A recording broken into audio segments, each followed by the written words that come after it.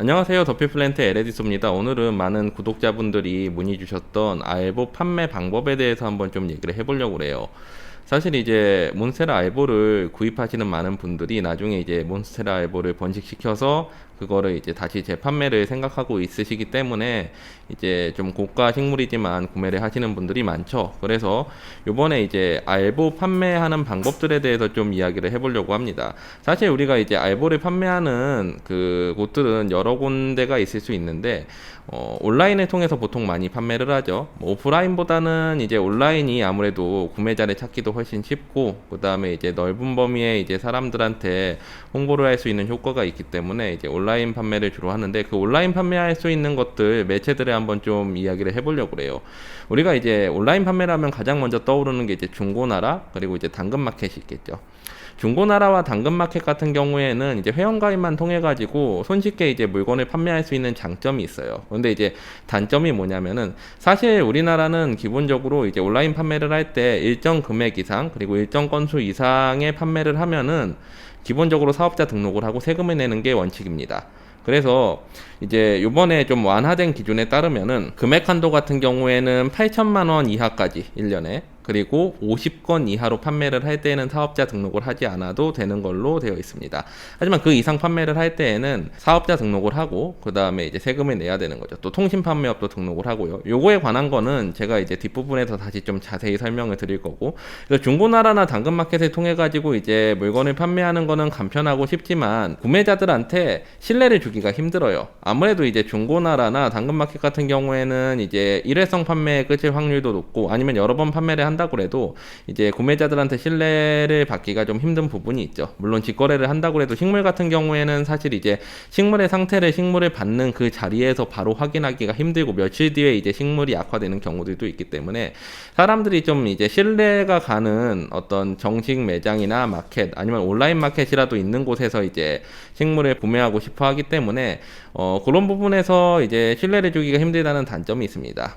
그리고 이제 이거 외에도 비슷하게 판매를 할 수 있는 곳들이 어디가 있느냐, 일단은 식물 카페 장터 같은 곳이 있어요. 근데 식물 카페 장터는 또 단점이 뭐냐면은, 이제 일단은 식물 카페에 가입을 해야 되겠죠. 그리고 일정 등급 이상으로 그 회원 등급을 올려야지만 식물 판매가 가능한 곳이 많습니다. 왜냐하면은 이제 식물 카페의 기본적인 본질은 커뮤니티이기 때문에 식물을 판매하는데 주를 두지 않아요. 그렇기 때문에 이제 그 회원 가입을 하고 나서 일정 이상 이제 활동을 한 회원들에 한해 가지고 이제 장터를 이용할 수 있는 권한을 주는 곳이 많습니다. 그래서 이제 단기간에 이제 그 회원 가입을 해가지고 바로 이제 식물 판매를 하거나 이러기는 되게 어려운 부분들이 많죠. 그래서 이제 그 외에 또 생각하시는 게 이제 개인 블로그나 아니면 인스타를 통해서 판매를 하는 건데, 사실 블로그 같은 경우에는 이제 블로그 이제 구독자라던가 블로그에 이제 드나드는 인원들이 많지 않은 이상 실질적으로 판매가 힘든 부분이 많고, 뭐 기존부터 이제 식물 블로그를 운영해 오시던 분들이면 상관이 없지만 식물 분양에 되게 어려운 경우가 많습니다.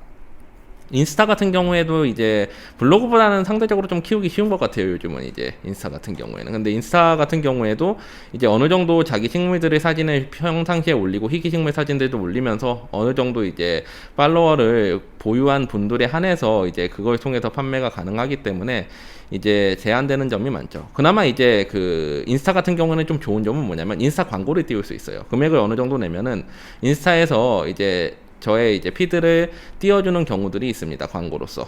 그러면은 이제 좀 더 판매가 수월해지는 부분들이 있고, 요즘 식물 마켓을 운영하거나 뭔가 온라인 판매를 많이 하시는 분들도 요 부분 인스타 광고는 되게 많이 사용을 하고 있어요. 그래서 사실 이제 추천드리는 것 중에 하나는 인스타를 통해 가지고 광고를 싣고서 물건을 판매하는 것을 이제 권장드리긴 하는데, 문제는 이제 뭐 대량으로 판매할 게 아니라면은 중고나라나 당근마켓을 이용하는 게 좀 더 나을 수도 있습니다. 어쨌거나 광고를 해야 되는 광고 비용에 부담이 있을 수 있기 때문이죠. 그 다음에 이제 뭐 유튜브를 사용하는 방법도 있습니다. 유튜브 영상을 찍어가지고 이제 알보 사진이나 영상 같은 것들을 가지고서 이제 홍보를 하고 거기를 통해서 판매를 하는데, 사실 유튜브 자체에서의 판매는 힘들거든요. 유튜브라는 매체를 통해서 홍보를 하고, 또 유튜브도 광고가 가능하죠. 구글 애즈나 뭐 이런 거를 통해 가지고 그 광고를 하고, 광고를 한 다음에 거기에서 모인 유입된 인원들을 가지고서 이제 블로그나 다시 인스타에서 판매를 하는 방법들이 있습니다. 이런 여러 가지 방법들이 있는데, 사실 고정적으로 제대로 이제 사업자를 내고서 판매를 하는 거지 대량으로 판매를 할 때에는 문제가 되지 않을 확률이 되게 높죠. 사실 요즘 같은 경우에는 특히나 이제 세금 문제가 되게 중요하기 때문에 그런 면에서도 그 사업자 등록을 하고 제대로 통신판매업을 등록을 해가지고 식물을 판매하는 것을 권장드립니다. 일단은 이제 대량으로 식물을 판매한다고 했을 때, 혹은 이제 우리가 알보를 판매하면서 어느 정도 이상의 수익을 낸다라고 생각을 했을 때, 사업자를 일단은 등록을 해야 되고요.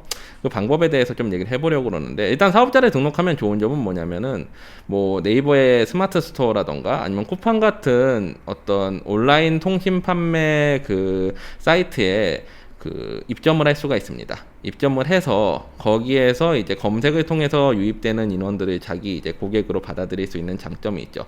그리고 블로그나 인스타, 유튜브, 그리고 이제 중고나라나 당근마켓 같은 경우에도 사실은 일정 이상의 금액을 판매를 하려면은 당연히 사업자가 등록이 돼 있어야 돼요. 그래서 이제 통신 판매업과 사업자 등록하는 방법에 대해서 지금 한번 말씀을 드려보려고 합니다. 사실 이제 뭐 통신 판매업 등록 방법은 요새 통신 판매자들이 워낙 많기 때문에 인터넷을 찾아보면 잘 나오긴 하지만, 식물 판매에 대해서 뭐 특징적인 부분들도 좀 있기 때문에 한번 말씀드려 보려고 그래요. 일단 처음 통신 판매업을 등록하려면은 먼저 필요한 게 사업자 등록증이랑 그 다음에 이제 에스크로가 등록이 돼 있어야 됩니다. 에스크로라는 거는 구매 안전 서비스 이용 확인이라는 건데, 국민은행이라던가 농협 아니면 우체국, 기업은행 같은 데에서 이제 에스크로를 등록을 하셔야 돼요. 이제 에스크로를 등록 안 하면은 통신 판매업 그 허가가 나지 않습니다. 그래서 제일 먼저 준비해야 될 것은 근처 세무서에 가셔가지고 사업자 등록증을 내시는 거예요. 통신 판매업으로 내시는데, 이제 거기에서 결정해야 될 게 이제 한 가지가 있습니다. 보통 통신 판매업으로서 사업자를 등록을 낼 때 이제 면세 사업자로 등록을 할 것이냐 아니면 과세 사업자로 등록을 할 것이냐가 차이가 생겨요. 보통 이제 알보를 판매하신 분들은 식물만 판매하겠다 하면 면세 사업자를 추천을 드립니다. 그러니까 면세 사업자를 하면은 부가가치세 10%를 내지 않는 식물 같은 어떤 농산물이나 이런 것들만 판매할 때에는 별도의 어떤 세무 그 과정이 생기지 않기 때문에 훨씬 더 이제 편리하게 그 사업을 진행을 할 수가 있거든요. 근데 이제 만약에 내가 이제 식물 외에도 화분이라던가 비료라던가 어떤 가공된 다른 제품들을 같이 판매하겠다 그러면은 과세 사업자를 등록을 하셔야 됩니다. 부가가치세 10%를 이제 내야 되기 때문이죠. 물론 과세 사업자를 등록해도 식물은 다시 면세로 판매가 가능해요. 그러니까 과세 사업자는 면세와 과세 두 가지 항목을 다 판매할 수 있는데, 면세 사업자는 면세 식물만 이제 판매할 수 있죠. 대신에 이제 세무 과정이 좀 간단한 것들이 있죠.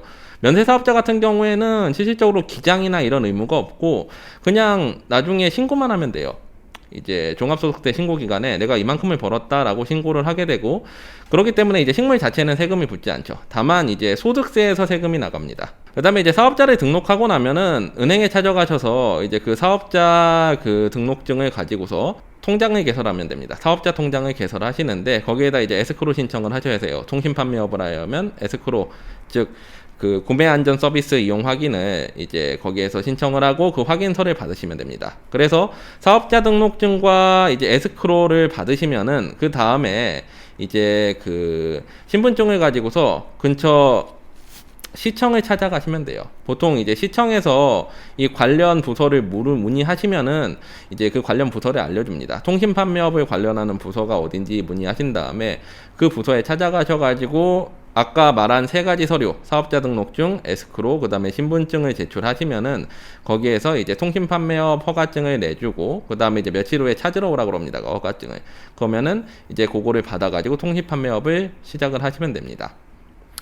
그래서 이제 요즘은 좀 발전이 된 것이, 옛날에는 시청에 직접 가가지고 이제 그거를 신청을 하고 다시 가가지고 며칠 뒤에 받아와야 되는데, 요새는 이제 정부24 같은 온라인을 통해서도 통신 판매업 등록이 가능하게끔 바뀌었어요. 2021년부터 바뀌었다고 그러는데, 그래서 요즘 같은 경우에는 좀 편리하게 할 수 있습니다. 다만 이제 세무서 가가지고 이제 그 사업자 등록증 내는 거랑 그 다음에 에스크로 신청하는 것 같은 경우는 직접 방문을 해가지고 해야 되니까 전체적으로 한 일주일, 넉넉 잡고 일주일 정도면은 통신 판매업을 등록을 할 수가 있습니다. 이렇게 이제 등록을 하고 나면은 이제 네이버 스마트 스토어나 아니면 쿠팡 같은 데 입점을 하셔가지고 알보를 좀 더 이제 합법적으로 손쉽게 판매를 할 수가 있는 장점이 있습니다.